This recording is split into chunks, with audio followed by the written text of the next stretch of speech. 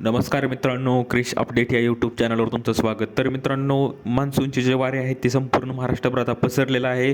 तर आता काही ठिकाणी पाऊस पडलेला आहे. तर पुढे किती पाऊस पडू शकतो याविषयी मान्सून हवामानविषयी सर्व माहिती आपण या व्हिडिओमध्ये पाहूयात. तर येत्या 3 दिवसात राज्य व्यापलेले आहे आणि दमदार पावसाची तरीसुद्धा प्रतीक्षा आहे.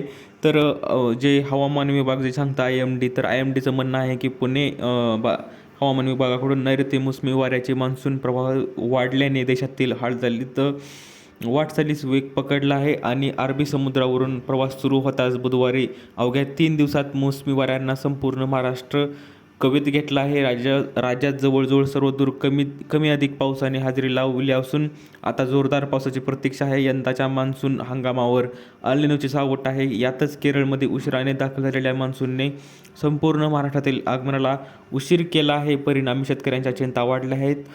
तर आपण पाहू शकतो की सांगायचं झालं तर येत्या 15 दिवसात जिथं पाऊस थांबला आहे त्यामुळे नैऋत्य मोसमी वाऱ्यांनी चांगलाच आता वेग धरला आहे आणि बुधवारी जवळजवळ 24 तारखेला संपूर्ण महाराष्ट्र अधिपत्याखाली म्हणजे संपूर्ण महाराष्ट्रात मान्सून पसरलेला आहे आणि यंदा 6 जून रोजी मान्सून एक्सप्रेस महाराष्ट्रात दाखल झाली. 8 जून रोजी रत्नागिरी जिल्ह्यातील हर्णे आणि मध्य महाराष्ट्रातील सोलापूरपर्यंत मान्सूनने मजल मारली होती. त्यानंतर मात्र अरबी समुद्रावरून मान्सूनची चाल थांबली होती. तब्बल 2 आठवड्यांनंतर पुढे चाल मान्सूनने कोकण, मध्य महाराष्ट्र, मराठवाड्यात प्रगती केली आहे.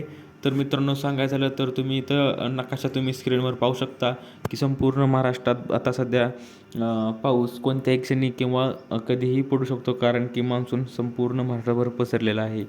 तर मित्रांनो, आता तुमची चांगला पाऊस झाला असेल तर शेतकऱ्यांनी पेरणी करायला काही हरकत नाही.